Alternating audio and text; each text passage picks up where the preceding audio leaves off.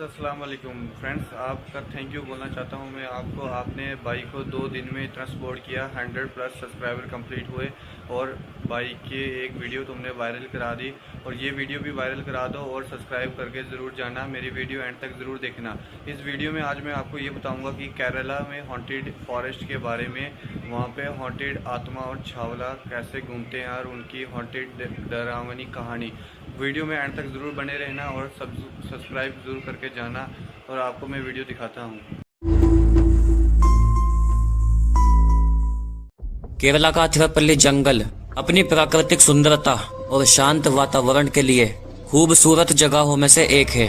हरी भरी वादियां, ऊंचे ऊंचे झरने और गहरी खामोशी, ये जगह हर किसी को आकर्षित करती है। अथिरापल्ली फॉरेस्ट पर अलग अलग लैंग्वेज में मूवीज भी शूट हुई है पर दिन में, लेकिन गाइस इसके बारे में कुछ ऐसा है जो डरावना भी है। इन जंगलों के बारे में कुछ ऐसा भी कहा जाता है जिसे सुन के रोंगटे खड़े हो जाए। अथिरापल्ली के जंगल की डरावनी कहानी किसी एक की नहीं है। कई लोग वहाँ एक बच्चे की आत्मा को देखने की बात कहते हैं। कुछ का कहना है कि वो मदद मांगता है, कुछ का कहना है कि वो अचानक गायब हो जाता है। कुछ ऐसी एक कहानी है मेरे पास। तो गाइस ये कहानी शुरू करने से पहले अगर आपको भी मेरी तरह भूतों की कहानी सुनना पसंद है तो सब्सक्राइब कर दो चैनल को, क्योंकि यहाँ पर डरावनी भूतिया कहानी अपलोड होती रहेगी। अब कहानी शुरू होती है। शिव का एक दिन अपने दोस्तों को फोन आया। उसने बताया कि वो दुबई जा रहा है, हमेशा के लिए वहाँ शिफ्ट हो जाएगा। राजीव ने बोला, दोस्तों एक बार फिर से हमें अपनी पुरानी यादों को ताज़ा करना चाहिए। ट्रेकिंग पर चलो जैसे पहले जाया करते थे, फिर पता नहीं कब मिलना होगा। सुहाना और शिव भी तैयार हो गए, इसलिए तीनों ने सोचा कि दोबारा मिलने का मौका शायद ना मिले। उन्होंने अपनी पुरानी यादें ताज़ा करने के लिए अथिरापल्ली जंगल में ट्रैकिंग का प्लान बनाया। इस जगह की सुंदरता और चैलेंजिंग ट्रैकिंग के किस्से उन्होंने पहले भी सुने थे। तीनों ने अपनी ट्रिप की तैयारी की और केरला जाने के लिए निकल पड़े। सुबह का समय था जब तीनों अथिरापल्ली के जंगल में पहुंचे। ये जगह उतनी ही खूबसूरत थी जितनी उन्होंने सोची थी। हरियाली, झरनों का संगीत, ठंडी हवा ने उनका स्वागत किया। तीनों इतने समय के बाद मिले तो अपनी पुरानी बातों एंड यादों में खो गए। थोड़ी देर बाद उन्हें एक बड़ा और अद्भुत झरना दिखाई दिया। उन्होंने झरने के नीचे नहाने का फैसला किया। ठंडा पानी उनकी सारी थकान मिटा रहा था, लेकिन इसी बीच राजीव को ऐसा महसूस हुआ जैसे किसी ने उसे पानी के नीचे खींचा हो। उसने नीचे देखा, लेकिन गाइस वहाँ कुछ नहीं था। डरते हुए उसने सुहाना शिव को बताया। शिव ने उसकी बात को हल्के में लिया और कहा, भाई ज्यादा मत सोच, बस पानी में से निकल जा। सुहाना शिव पानी से बाहर आ गए, लेकिन राजीव बाहर नहीं निकल पा रहा था। राजीव चिल्लाया, मुझे कोई अंदर खींच रहा है, यार मेरी मदद करो दोस्तों। घबराकर सुहाना और शिव ने मिलकर राजीव को बाहर खींचा। ये घटना थोड़ी अजीब थी, लेकिन तीनों ने इसे अनदेखा किया। सुबह से लेकर शाम तक तीनों ने जंगल में खूब मस्ती की। उन्हें पता ही नहीं चला कि शाम कब हो गई। दिन ढलते ही जो टूरिस्ट लोग घूमने आए थे वो सारे लोग जंगल से निकल गए, लेकिन तीनों ने सोचा कि अभी थोड़ा और मजे करते हैं। शाम को सुहाना अपने फोन में दिन भर की फोटो देखने लगी। तभी उसने एक सेल्फी में कुछ ऐसा देखा जिससे उसके होश उड़ गए। फोटो में उसके पीछे एक बच्चा खड़ा था। सुहाना ने ये फोटो शिव और राजीव को दिखाई। तीनों सोच में पड़ गए, क्योंकि दिन भर उनके साथ कोई नहीं था। वो जंगल में अकेले थे। शिव ने कहा, ये कैसे हो सकता है, ये बच्चा कौन है? तीनों थोड़े डरे, लेकिन ये सोचकर शांत हो गए कि शायद किसी का बच्चा खेलते हुए आ गया होगा। चलो छोड़ो यार, कोई दिक्कत नहीं। जंगल में अंधेरा हो चुका था और अब तीनों जंगल से बाहर निकलने के लिए जाने लगे। चलते चलते सुहाना ने देखा कि वही बच्चा खड़ा था।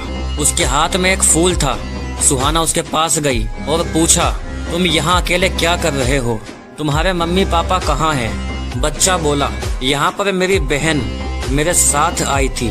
मैं उनके लिए ये फूल तोड़ने इस पेड़ पर चढ़ा था, तभी मैं पेड़ से नीचे गिर गया। तब से मुझे मेरी दीदी मिल नहीं रही। मैं यहाँ अकेला हूँ। क्या आप मेरी दीदी को ये फूल दे दोगी? ये सुनकर सुहाना को बच्चा मासूम लगा। उसने सोचा कि शायद वो अपने परिवार से बिछड़ गया होगा। अब तीनों को समझ आ गया कि यह बच्चा साधारण नहीं, एक आत्मा है। जैसे ही उन्होंने वहाँ से निकलने की कोशिश की, वो बार बार उसी जगह पहुँच जाते थे। उन्हें जंगल से बाहर जाने का रास्ता नहीं मिल रहा था। तभी गाइस सुहाना ने देखा कि उस पेड़ के नीचे हड्डियां पड़ी है, कोई कंकाल है उसने ध्यान से देखा, कंकाल किसी बच्चे का था और वो बच्चा कोई और नहीं, यही बच्चा है जो उससे बातें कर रहा था। थक हार कर तीनों एक जगह बैठ गए, लेकिन वो बच्चा बार बार उन्हें दिखाई देता रहा। हर बार उनसे एक ही बात कहता, प्लीज ये फूल मेरी बहन को दे दो। जंगल से अजीब अजीब आवाजें आने लगी, कभी किसी के रोने की तो कभी किसी के हंसने की। अब तीनों को ये भी एहसास हुआ कि उस बच्चे के अलावा यहाँ कुछ ऐसी शक्तियाँ और है जो हमें यहाँ से बाहर नहीं जाने दे रही। तीनों अपने घुटनों पर बैठकर हाथ जोड़कर बोलते हैं, हमें माफ कर दो। हमें पता है आपको हमारी वजह से तकलीफ हो रही है, पर हमें नहीं पता था कि यहाँ से सब लोग चले गए। वो उन आत्माओं से रिक्वेस्ट करते हैं और माफी मांगते हैं। पूरी रात डर के साए में बिताने के बाद अचानक सो गए। सुबह को शिव उठा, फिर सुहाना राजीव को उठाया। तीनों अथरापल्ली के जंगल से बाहर निकले। सब सेफ थे, किसी को कोई दिक्कत नहीं थी। जंगल के बाहर खड़े होकर एक बार फिर हाथ जोड़कर थैंक यू बोला और वहाँ से अपने घर वापस चले गए। गाइस, ये कहानी यहीं खत्म नहीं होती। ये कहानी हमें सिखाती है कि प्रकृति के हर एक कोने में कोई न कोई रहस्य छिपा है। अथरापल्ली के जंगल के बारे में कई लोगों ने ऐसी कहानियां शेयर की। उन्होंने वहाँ एक बच्चे को देखा जिसकी आंखें अंधेरे में चमकती हुई दिखाई देती है। लोगों के अनुसार ये कहानी सच है। कई टूरिस्ट ने उसी बच्चे को देखने का दावा किया है। वैसे गाइस, कहीं भी जाओ, दिन ढलने से पहले वहाँ से वापस आ जाया करो, क्योंकि आपको नहीं पता कि वहाँ आपके अलावा कौन सी ऐसी शक्तियाँ हैं जो हमारे लिए खतरनाक साबित हो सकती है। एंड गाइस, वीडियो पसंद आए तो इस वीडियो को लाइक करके सब्सक्राइब जरूर से कर देना, जो बिल्कुल फ्री है। बहुत मेहनत लगती है एक वीडियो को बनाने में दोस्तों। शुक्रिया।